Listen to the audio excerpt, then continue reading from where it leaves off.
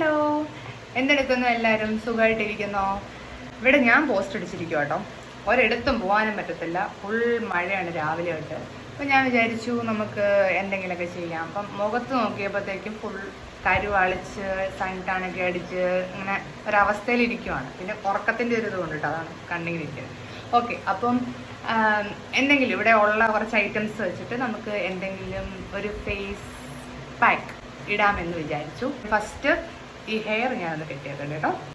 അപ്പം നമ്മൾ ഫേസിലൊക്കെ എന്തെങ്കിലും ചെയ്യുമ്പോഴത്തേക്കും ഹെയറൊക്കെ നന്നായിട്ട് കെട്ടി വെക്കുന്നതായിരിക്കും നല്ലത്. ഇല്ലെങ്കിൽ ഇങ്ങനെ മുഖത്തോട്ടൊക്കെ വരും. അപ്പോൾ ഞാൻ ജസ്റ്റ് ഒരു ബോയൊക്കെ വെച്ച് അറ്റ്ലീസ്റ്റ് എല്ലാം ഒന്ന് മാറ്റി വെച്ചിട്ടുണ്ട്. അപ്പോൾ നമ്മൾ പരിപാടിയൊക്കെ തുടങ്ങുന്നതിന് മുമ്പ് നമുക്കൊന്ന് ഫേസ് വാഷ് ചെയ്യാം. അപ്പോൾ ഇതാണ് ഫേസ് വാഷ്, വാവിൻ്റെ അലോവേരയുടെ ഫേസ് വാഷാണ്. അപ്പം നമുക്ക് ഫേസ് വാഷ് ചെയ്യാം.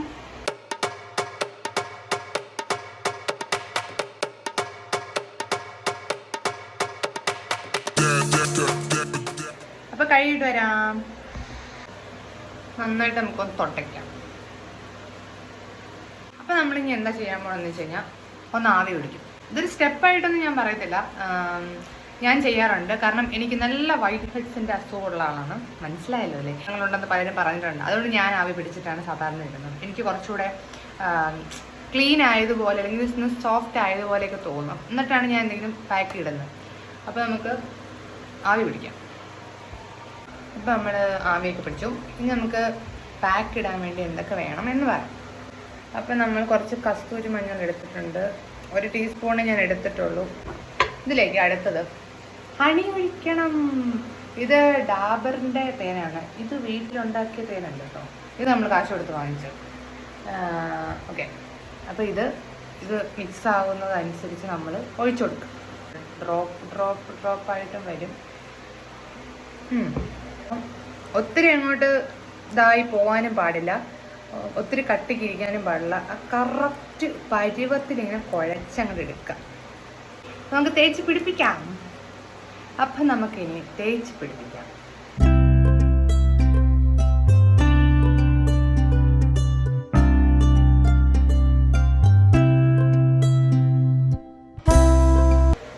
നിങ്ങൾക്കിങ്ങനെ തേച്ച് തുടങ്ങുമ്പം തേൻ കുറവാണെങ്കിൽ ഇങ്ങനെ പിടിക്കത്തില്ല, ഇങ്ങനെ വിട്ട് പോവും.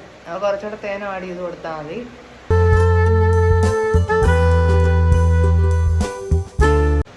കണ്ണിനകത്തേക്കൊന്നും തേക്കരുത്, കണ്ണിൻ്റെ പോളെ പോലും തേക്കരുത്. പണ്ട് എനിക്ക് അങ്ങനെ ഒരു അസുഖം ഉണ്ടായിരുന്നു. ഞാൻ കണ്ണിൻ്റെ ഇവിടെയും ഒക്കെ തേക്കും. കുറച്ച് കഴിയുമ്പോഴത്തേക്കും അതെല്ലാം കൂടെ ഒലിച്ചത് കണ്ണിലോട്ട് വരും. പിന്നെ ഇത് ഉണങ്ങുന്നതിന് മുമ്പ് കഴുകി കളയേണ്ടി വരും. പിന്നെ നമ്മൾ എന്ത് മുഖത്തിട്ടാലും കഴുത്തിൽ വിടണം, അത് മറക്കരുത്.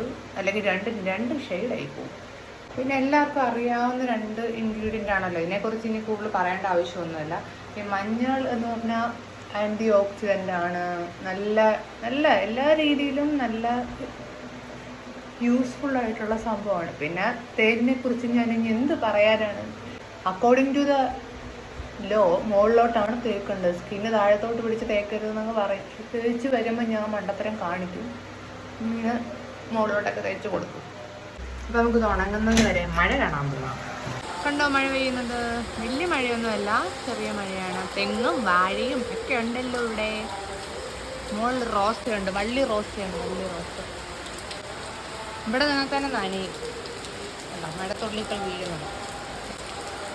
ഓ, ഈ മഴയത്ത് ചൂട് പരിപ്പോടെയും ചായ കുടിക്കാൻ തോന്നും. നിങ്ങൾക്ക് എന്താ കഴിക്കാൻ തോന്നുന്നത്?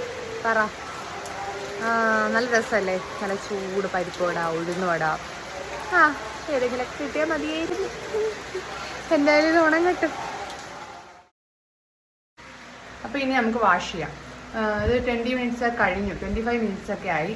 സാധാരണ പാക്കുകളൊക്കെ ഇടുമ്പോൾ ഇങ്ങനെ ഉണങ്ങി പൊടിഞ്ഞ് ആ ഒരു രീതിയിൽ ഉണങ്ങിയിരിക്കുന്നത് നമുക്ക് നന്നായിട്ട് പറ്റും. ഇത് പക്ഷേ തേനായതുകൊണ്ടുണ്ടോ ഈ ഒരു ഫോമിലൊക്കെ വരത്തുള്ളൂ. ഇത് പക്ഷെ നന്നായിട്ട് പിടിച്ചു. ഇത്രയും മതി. കുറച്ച് കൂടുതൽ നേരം വെച്ച് കഴിഞ്ഞാൽ ഇനി ഇവിടെയൊക്കെ പുകയാൻ തുടങ്ങും. ഇങ്ങനൊരു സംഭവമുണ്ട്. അതുകൊണ്ട് നമുക്കിത് വാഷ് ചെയ്യാം. ഓക്കെ, ഒരു ഇൻസ്റ്റൻറ്റ് ഗ്ലോയോ അങ്ങനെ പെട്ടെന്നൊരു ബ്രൈറ്റ്നെസ്സോ ഒന്നും സംഭവിക്കില്ല.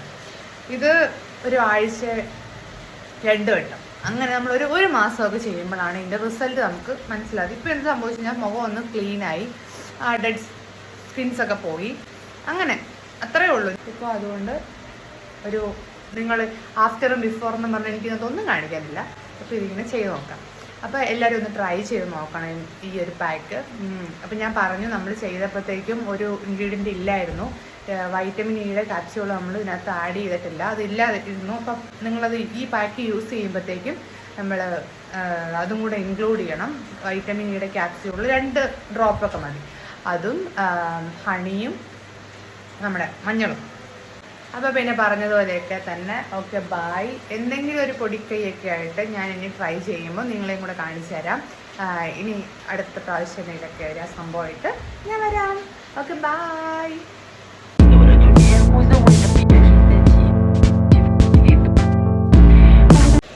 ഇനി ഒരു കാര്യം കൂടെ പറയട്ടെ.